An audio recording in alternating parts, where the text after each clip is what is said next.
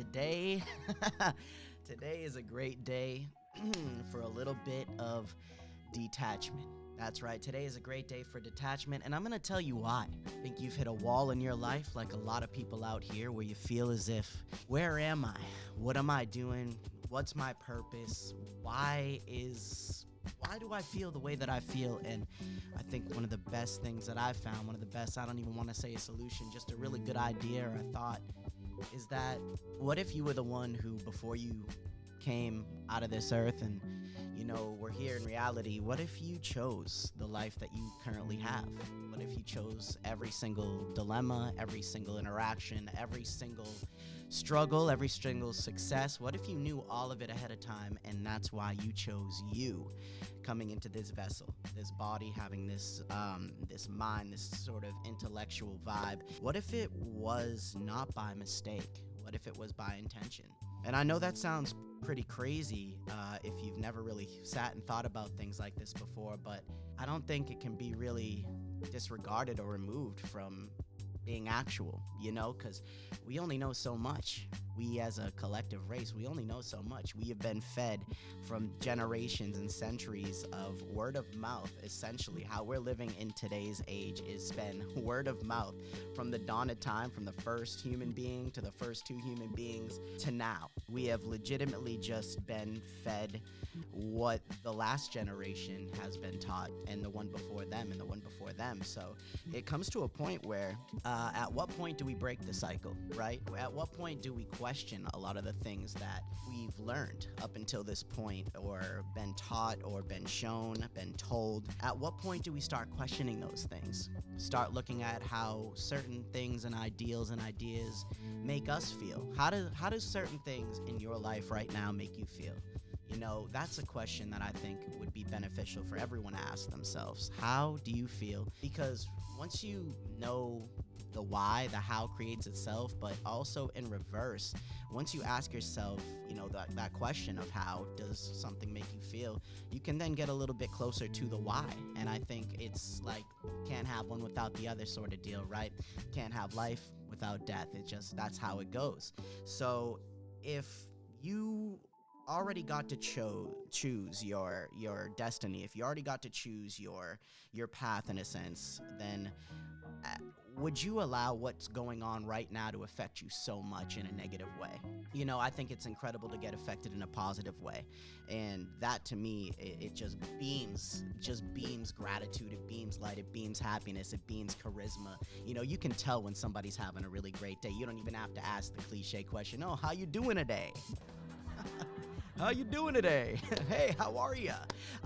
You know what I mean? You can just tell, read the room, feel the energy. And you can also feel the same when somebody's having a really challenging day or a really shitty day. And it's, it's kind of funny when you look at it, because I don't think we know enough to really be able to have a bad day. I mean, yes, there are certain situations. Maybe you just got diagnosed with terminal cancer. Maybe you just got diagnosed with something drastic. Maybe someone that you love passed away. There's a lot of things in our life that can trigger us emotionally, and that's okay. That's part of the human experience. But I think the more that you arise to this occasion of confronting some of the things that you have been taught since a young age, that have been passed down for generation, century to century, once you start looking at things like that, you can start to unpack a lot of the things within yourself. And once you unpack the things within yourself, I think the more available you become to the universe, in a sense of, calling out some sort of frequency or some sort of vibration or some sort of feeling, because at the end of the day, the universe never responds to what you say, which is why a lot of times affirmations don't work. You can stand in front of the mirror for hours, 5, 6, 7 days a week, and you can tell yourself, I am beautiful, I am worthy, I am wealthy, I am this, and then, the universe doesn't pick up on it because it's just words. It drifts into the unknown. It drifts back into silence. The noise becomes silence again. And it's funny because it mirrors how you feel, just like a mirror. It mirrors how you look. And I saw a video the other day that's been circulating around the internet, and maybe you've seen it, maybe you haven't, but this woman, she put into a really good perspective from what I saw in the short, which was similar to not being able to change an effect by changing an effect, in the words of Neuro Knowledge. But she put the I and the R. And basically the I is for image, the R is for reflection. And she said you cannot change the reflection by changing the reflection. How you look is how you look. You have a smudge on your face, she said. You can't go to the mirror and try to wipe the smudge off. It's not going to change. The only way to change is by changing the image. And once you look at it in that simple form of maybe your life is the way that it is because you haven't made those changes in your image yet, at what point do we start to change the image?